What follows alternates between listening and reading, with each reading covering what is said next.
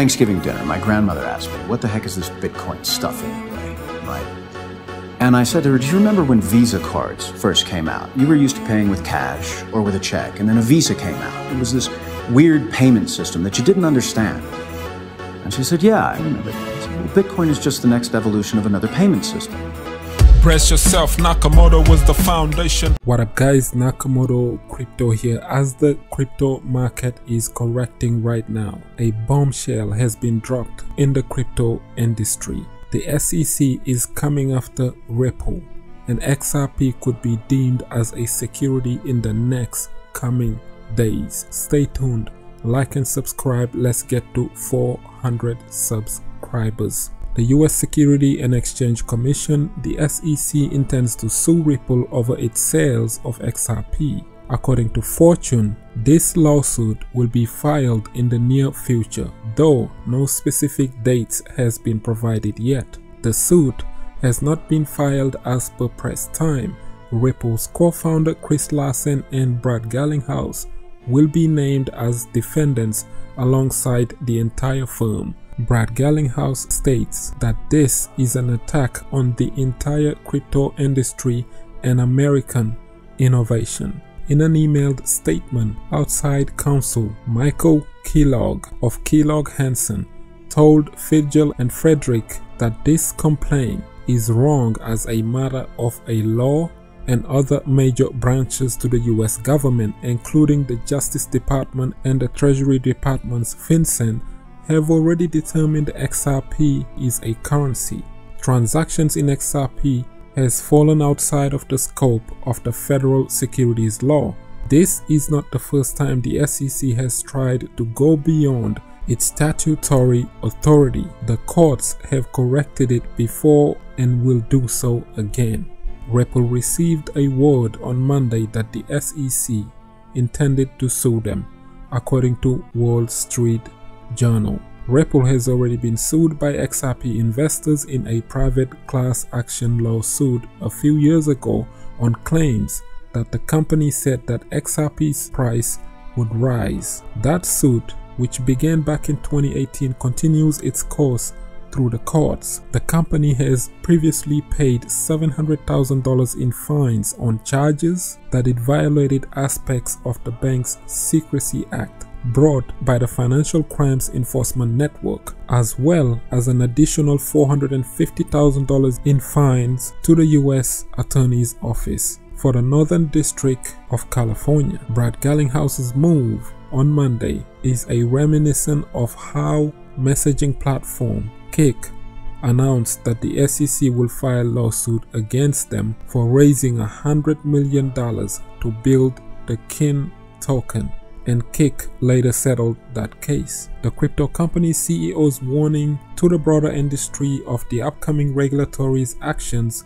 may be a bigger trend. Coinbase chief Brian Armstrong previewed potential US Treasury Department rulemaking last month. This is just weeks before FinCEN published a proposal for rulemaking. XRP was developed and launched by Chris Larsen's Ripple Labs co-founder Arthur Brito and tech chief David Schwartz way back in 2012. Ripple maintains 55 billion XRP in their escrow, releasing 1 billion XRP every single month, and the unused XRP will be returned to the escrow. According to Messari, Ripple has sold about $1.2 billion in XRP over the past few years. The XRP's price has fallen after news of this lawsuit has came out, dropping to as low as 13% over the past 24 hours alone, and it is now trading below the 50 cents mark. The cryptocurrency's price has already begun falling earlier today,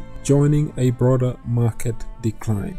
An SEC spokesperson did not immediately return a request for comment from CoinDesk after the publication of this article. A Ripple spokesperson, though, emailed the following statement attributed to Brad Garlinghouse by stating that the SEC is fundamentally wrong as a matter of law and fact.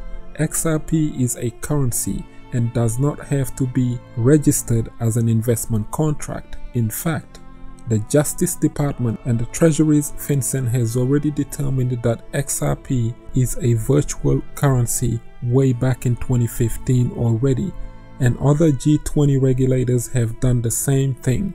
No other country has classified XRP as a security up to this point. The SEC has permitted XRP to function as a currency for over 8 years now, and we question the motivation for bringing this action right now, just days before the change in administration. Instead of providing a clear regulatory framework for the cryptocurrency in the US, Jay Clayton inexplicably decided to sue Ripple on the last minute, leaving the actual legal work to the next administration. This is an attack on the entire crypto industry and an American innovation. By giving the stamp of approval only to Bitcoin and Ethereum, the SEC has picked those two as the only winners, disregarding an entire industry outside of these two coins, ignoring advices from the national security experts and the US government.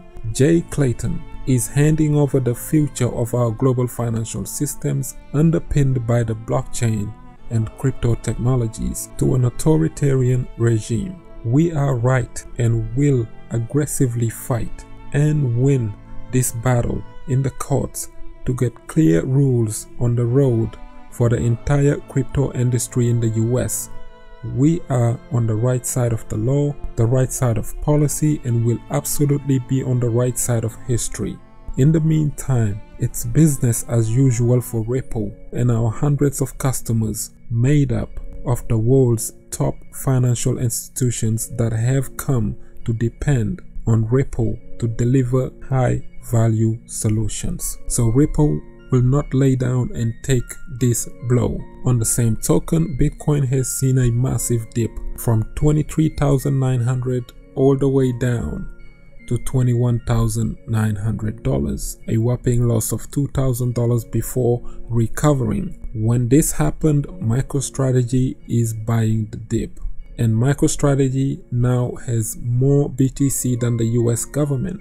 Michael has just announced that an additional $650 million have been purchased into Bitcoin as the price dips. The business intelligence firm just added to their stash 29,646 BTC for a total of $650 million, an average of around $21,925 per BTC at the time of purchase. The CEO Michael Saylor tweeted this news immediately following a pullback of BTC, although it is unclear whether the acquisition coincided with this event or not. MicroStrategy announced its intention to buy more Bitcoin earlier this month with a $400 million debt security sale to raise funds for the purchase. The bond sale ultimately bought $650 million, which now has been used to buy Bitcoin as promised. The company is now holding a total of 70,470 BTC and bought at an average price of $15,964 per BTC. This makes it the fifth largest individual holder of Bitcoin, one place ahead of the United States government, which reportedly only owns 69,420 BTC. MicroStrategy started its Bitcoin journey way back in August this year with a purchase of 21,000 BTC for $250 million.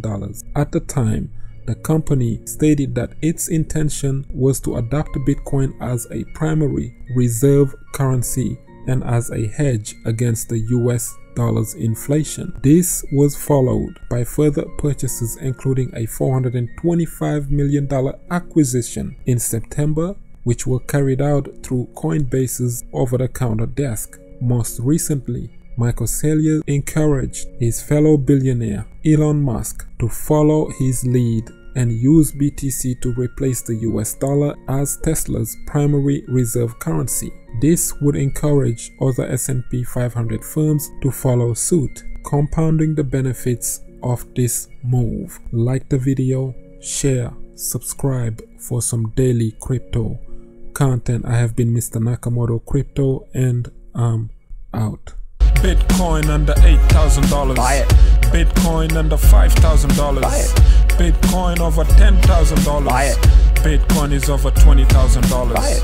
Bitcoin under $8,000. Buy it. Bitcoin under $5,000. Buy it. Bitcoin is over $10,000. Buy it. Bitcoin is over $20,000. Buy it. Best performing asset in the last 10 years. True. Look into crypto, we need volunteers. No need to tiptoe, it won't disappear. Do your research, history made it clear.